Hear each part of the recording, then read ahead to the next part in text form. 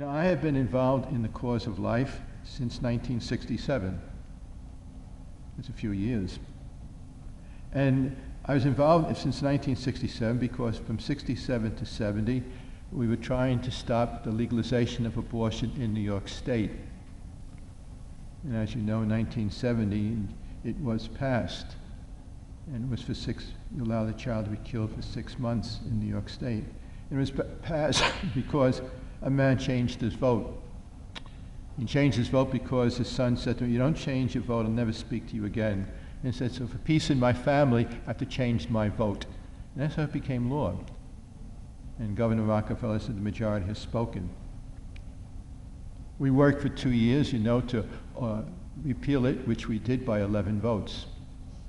And Governor Rockefeller said that the majority has been forced against what they want to do by a vociferous minority, and I have to veto this. And that's how it came into law, by a veto. People never voted for it. But what appeared in 1970 was this editorial in this California Medical Journal, which I read in 1970, and it was frightening to me. It was frightening because of what it was saying and the game plan that they had. And it said that we need a new ethics for our society and for medicine. It said, let's be straightforward here. Abortion kills a human being. It kills a child.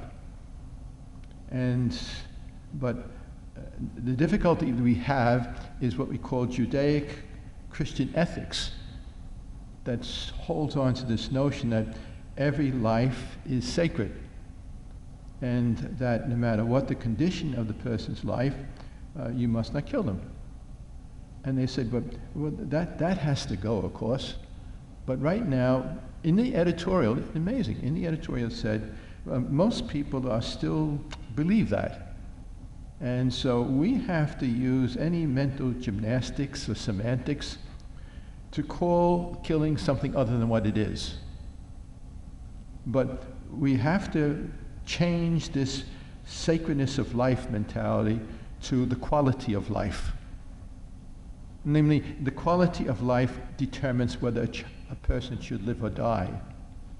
And until we have people accept that, well, use any mental gymnastics to call killing something other than what it is. And keep doing it until the time comes that people accept killing of lives that are not worth living, not meaningful. The quality of their life is not acceptable. And then when that happens, the editorial said, then we can call it what it is. It's killing. Of course it's killing. And it has to be not only for the unborn, it has to be for the elderly by euthanasia, it has to be for the Down syndrome. All of those, we have to kill them. Of course we do. I read this, I said, could that possibly, are they kidding or are they serious? They're absolutely serious. And they're serious because that is what we have inculcated into the laws of our land. This is the mentality today. That's why people don't even deny that it's a baby. They say that a mother should have a choice. A choice to do what? It's interesting that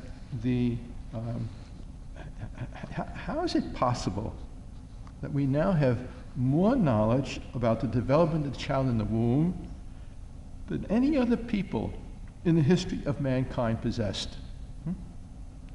With less respect for life in the womb than any previous generations. I mean, the times are incredible. You think about this. Never in the history of mankind was there such an attack on life in its most vulnerable position in the womb by people who have been entrusted by God to take care of that life.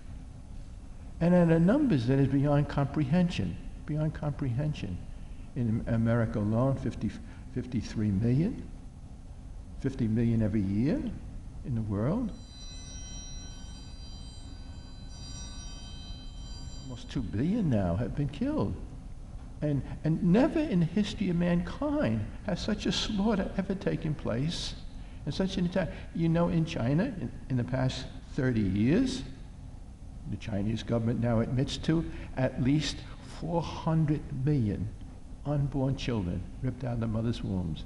400 million. I mean, the Holocaust was 6 million, 11 million tops. 400 million. How have we got to a point where we accept this? We accept this. You know, as I said, we have from knowledge from 3D and 4D sonogram machines that they show us and allows us to see clearer than ever before what the baby in the womb looks like. And how can we justify aborting the unborn child whose every move in the womb is now clearer than ever to us? We've made great advances in human phytology and embryology.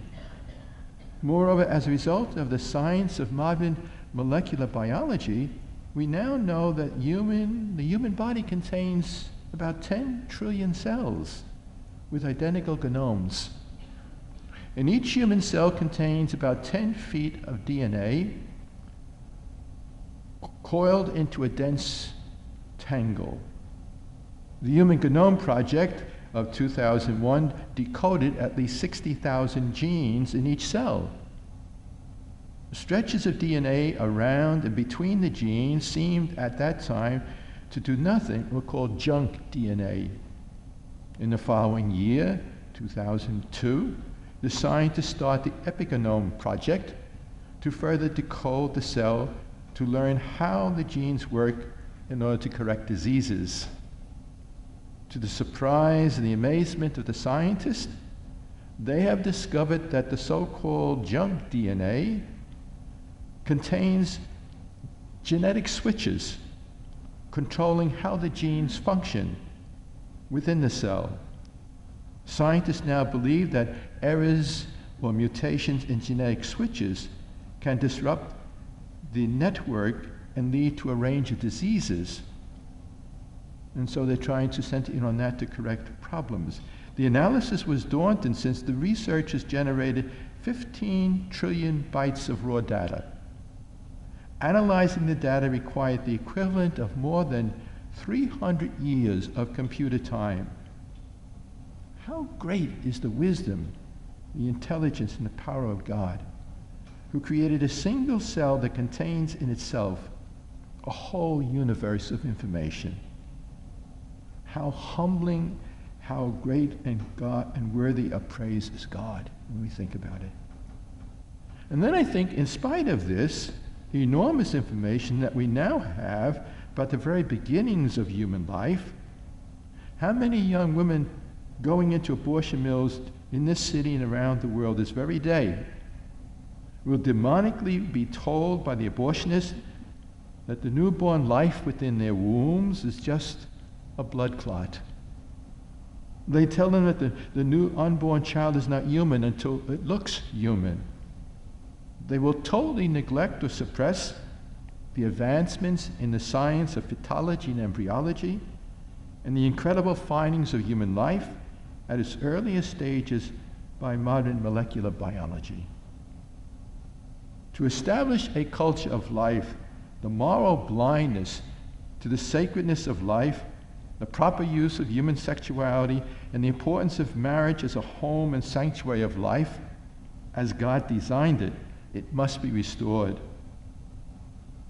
Since the blindness is worldwide, we need to ask once again the Mother of Life, who stood at Calvary, pleading and interceding with the Son to free us today from moral blindness and sin by restoring the family as the sanctuary of life. In the face of the culture of death, the family must be the heart of the culture of life.